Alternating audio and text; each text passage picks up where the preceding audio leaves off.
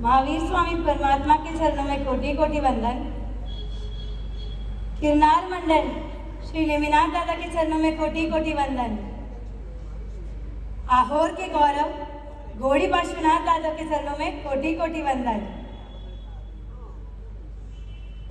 चेन्नई की शान श्री चंद्रप्रभु स्वामी दादा और हर एक असंभव कार्य को संभव करने वाले श्री संभवनाथ दादा के चरणों में कोटि कोटि वंदन। विश्व पूजनीय प्रातः स्मरणीय परम पूज्य राजेंद्र सुरेश्वर जी महाराज साहिब के चरणों में कोटि कोटि वंदन, जिनकी एक एक झलक देखने के लिए हम जैसे कितने ही लोग दीवाने बने बैठे रहते हैं। वो एक व्यक्ति नहीं, व्यक्तित्व है जो हमें सिर्फ एक ही उपदेश देते हैं, संसार दावानल। उनके सिर्फ इन 7 शब्दों में इतनी सारी भावना बाहर आ जाती है, वो हम समझ पाते हैं। ये उपदेश देने वाले यच्छाधिपति परम पूज्य जयानंद सुरेश्वर जी महाराज साहिब के चरणों में कोटि कोटि वंदन।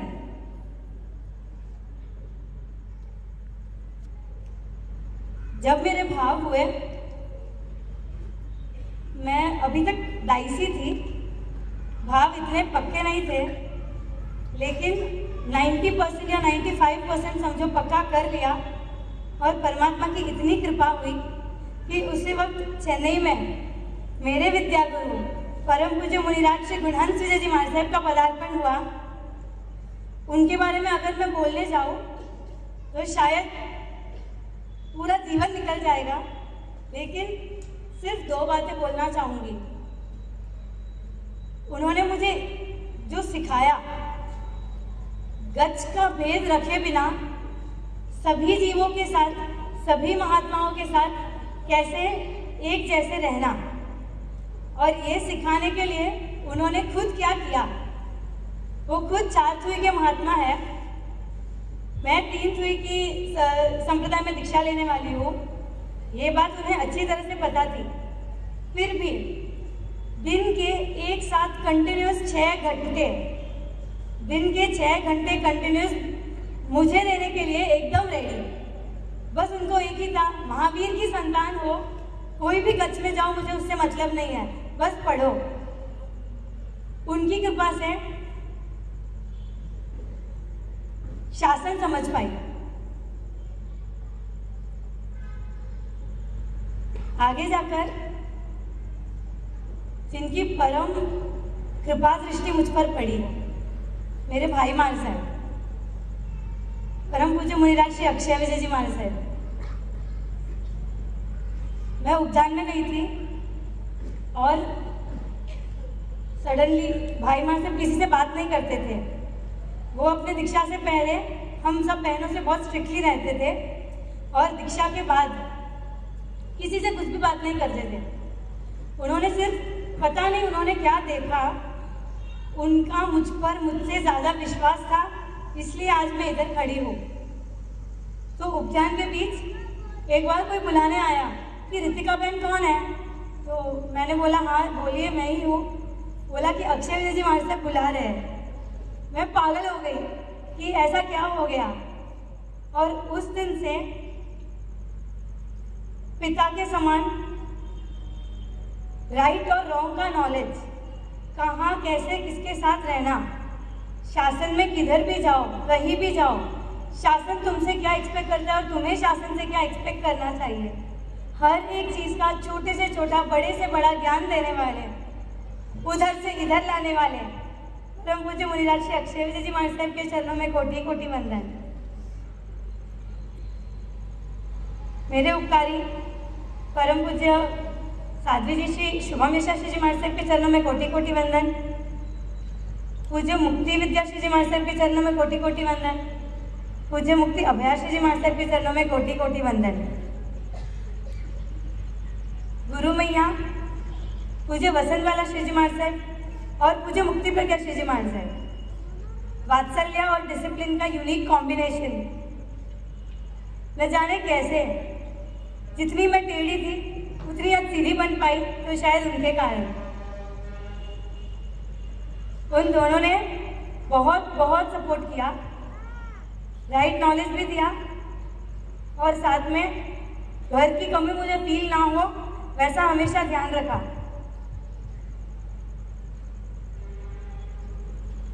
बहुत सारे लोगों को जब पता चला कि मैं दीक्षा लेने वाली हूँ तो उन्होंने आकर उनके एक्सप्रेशन ऐसे थे, ये दीक्षा क्यों ले रही है।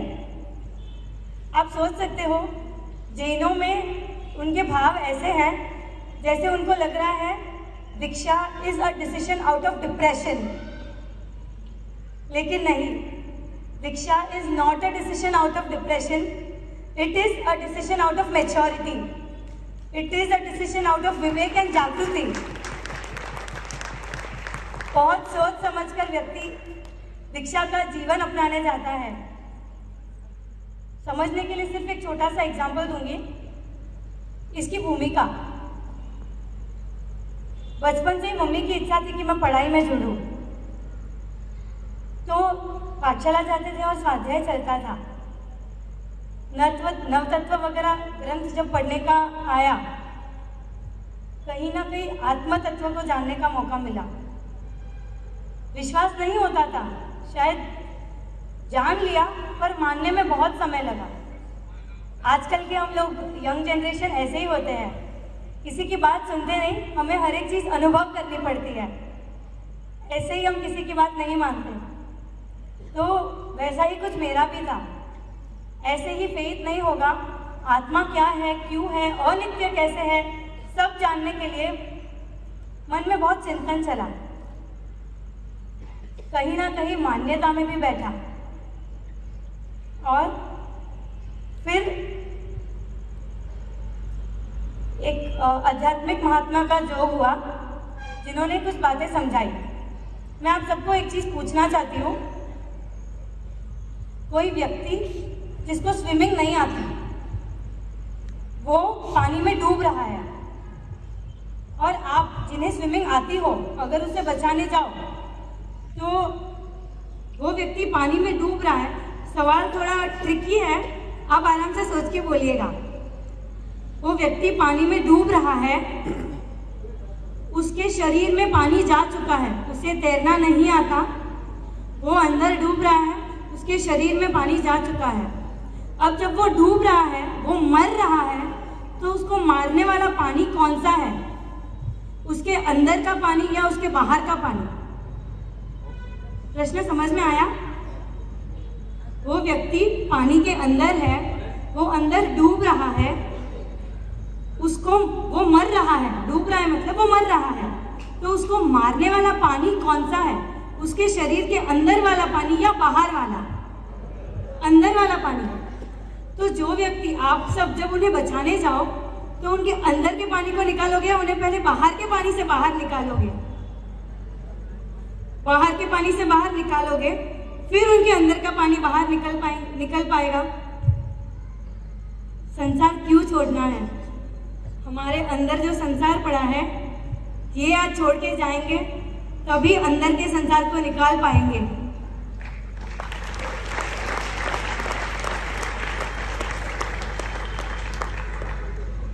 जब आत्म तत्व का ज्ञान हुआ तब बस एक जिद थी कि अंदर से संसार निकालना है। बहुत सारे लोगों ने पूछा, भले ही मन में ऐसा आया, मोटिवेशन कहाँ से मिला? हमको मोटिवेशन भी तो चाहिए। तो दो चीजें बोलूंगी जो मुझे कंटिन्यूसली मोटिवेट करती थी। मीत भाई ने गाया शालीभद्र का जीवन, शालीभद्र की जीवनी, बराबर। तो मैं एक बुक पढ़ रही थी, जिस वक्त घर से कोई भी दीक्षा के लिए तैयार नहीं था, मैं सबसे रिक्वेस्ट कर रही थी कि प्लीज मुझे आज्ञा दो, मुझे साहिब जी के पास रहने जाने की परमिशन दो। कोई भी राजी नहीं था, घर में सब लोग रोते थे, सब होता था, लेकिन मोटिवेशन, जैसे कि मैंने कहा, विद्या गुरु महाराज साहब, भाई महाराज साहब सब तो थे ही, लेकिन शालीभद्र ने कैसे मोटिवेट किया? शालीभद्र का जीवन अगर आपने कभी सुना हो, 7 फ्लोर्स की बिल्डिंग, 7th फ्लोर में ही वो रहते थे। उनके घर में 5th, 6th और 7th, प्रायः ये 3 ही फ्लोर में उनका आवागमन होता था। रोटी बनाते हैं ना, तो ये जगह यूज होती है, ये हाथ का ये पार्ट यूज होता है, इसलिए यहाँ पे हमारे बाल नहीं उगते, बराबर। और हम चलते हैं तो पैर के तलिए के वहाँ बाल नहीं उगते। शालिभद्र की माता ने उन्हें इतना आदर रखा था कि उनके पैर के तलिए के वहाँ बाल उगने चालू हो गए। आप समझ सकते हो उनकी माता ने उनको कितना स्नेह दिया। मैं ये नहीं कह रही हूँ कि हमारी माता उनको स्नेह नहीं दे रही, लेकिन शालिभद्र की माता ने उन्हें कितना आदर रखा वो आप कल्पना कर पा रहे हो। वो शालिभद्र को जब वैराग्य की भावना हुई, उन्होंने अपनी माता को बताया कि माता, मुझे संसार त्याग करना है, मुझे दीक्षा लेनी है। उनकी माता उधर ही खड़े खड़े बेहोश हो गई। आपको पता है उन्होंने क्या किया? उनके मन में क्या आया? अगर मैं मेरी माता के पास गया ना तो उनका राग बढ़ जाएगा। ये नहीं है कि माता पर प्रेम नहीं है, लेकिन जब आत्मा को समझ लिया तो आत्मा के गुणों का विकास कैसे हो उस पर ही फोकस होगा। माता का भी भव ना बढ़े उस पर फोकस होगा। जब भी मेरे घर में कुछ भी कठिनाई आती थी, मैं शालिभद्र को याद करती थी। दूसरा एक बहुत फेमस एग्जाम्पल बोलूं, परमात्मा महावीर को आप सब जानते हो। परमात्मा वो प्रभु नहीं थे, वो प्रभु बने। बात थोड़ी डीप है, समझने जैसी है। प्रभु प्रभु थे नहीं, प्रभु प्रभु बने। परमात्मा बनने के कुछ ही भव पहले, अगर आप सबने सुना हो और जिन्होंने नहीं सुना हो, परमात्मा की क्रूरता, परमात्मा के जीव को इतना क्रोध आया कि उन्होंने उस व्यक्ति के कान में शीशा, गरम गरम शीशा, मैं चांदी के बर्तन में जब चाय लेती हूँ ना, चाय नीचे ही होती है पर पूरा बर्तन ऊपर तक एकदम गर्म होता है कि मैं टच नहीं कर पाऊँ। सेम जब कौसे की वाटकी में हम लोग कुछ भी गर्म चीज़ लेते हैं, पूरा ऊपर तक आता है। आप इमेजिन करो, एक मेटल को पूरा मेल्ट कर दिया, इतना गरम गरम, सामने वाले व्यक्ति के कान में ऐसे का ऐसे डाल दिया। परमात्मा के जीव कि उस वक्त जबकि सम्यक तो प्राप्त हो चुका था, क्रूरता कितनी थी। उसी के कुछ भव बाद प्रभु प्रभु बने, जिनको हम सब आज पूजते हैं, वंदते हैं, जिनका स्मरण मात्र एक आनंद देता है। हम सब इतने क्रूर तो नहीं है ना, इतने क्रूर तो हम नहीं हैं, तो हम प्रभु क्यों नहीं बन सकते? हम वो वेश क्यों नहीं धारण कर सकते? तो परमात्मा महावीर, शालिभद्र, इन दोनों ने मुझे बहुत मोटिवेट किया। इसके बाद मन में ऐसा था कि ठीक है, मोटिवेशन है, संयम कभी भी लो चलेगा, अर्जेंट क्या है? सिद्धि कभी भी मिले फर्क नहीं पड़ता, अर्जेंट क्या है? आप सब फ्लाइट में जाते हो, कभी भी फ्लाइट डिले हो जाए मूड खराब होता है। कहीं पर भी जाना हो, ट्रेन लेट हो, कुछ भी ऐसी चीज हो जहां डिले हो, मूड खराब होता है, इरिटेशन होता है, गुस्सा आता है। वहां पे फ्लाइट में भी स्पीकर पे बोला जाता है कि विलंब के लिए खेद है, sorry for the delay. Why do you want to be sorry when you have a reason to be happy? जब मार्ग मिल गया, खुश होने का रास्ता दिख गया, तो मैं डिले क्यों करूं? इस चीज का एक और एक साक्षात अनुभव हुआ। मैं शायद स्कूल के एंडिंग ईयर्स होंगे या कॉलेज का स्टार्टिंग, और हम लोग पूरी फैमिली के साथ लेह लद्दाख घूमने गए थे। जनरली हम लोगों के लिए हैप्पीनेस किन के साथ है? फैमिली, इमीडिएट फैमिली और फ्रेंड्स। मेरी पूरी फैमिली मेरे साथ थी। हमारे यहाँ बड़े पापा वगैरह सब जन, अंकल आंटी भाई बहन सब के सब हम लोग वहाँ पे थे। कुछ 12-13 दिन का ट्रिप था। 7-8 दिन हुए, 2-3 दिन अभी तक घर जाने में, 2-4 दिन अभी तक घर जाने में बाकी है, और मुझे मन में हुआ कि बस अब मैं थक गई, मुझे घर जाना है। आप समझ रहे हो, मेरा शरीर थक चुका है, उसे उसके घर जाना है। उस वक्त ये रियलाइज नहीं हुआ। घर आने के बाद स्वाध्याय चालू था, आत्मा को जब जानने का मौका मिला, मन में सहज हुआ, शरीर थक गया था, सब स्वजनों के बीच में भी रहकर उसको घर की इच्छा थी, आत्मा को भी तो उसके घर पे जाना है, आत्मा को क्यों रोको।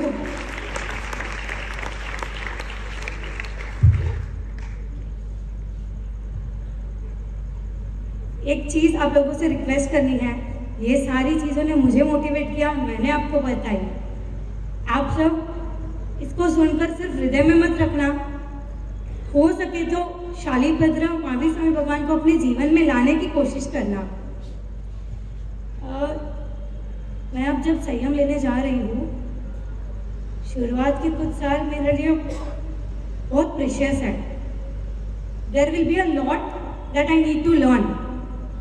आप लोगों की तरफ प्रेम मेरा उतना ही है, सबके प्रति मेरी मैत्री उतनी ही है, लेकिन एक चीज है जो हम सबको समझने की जरूरत है।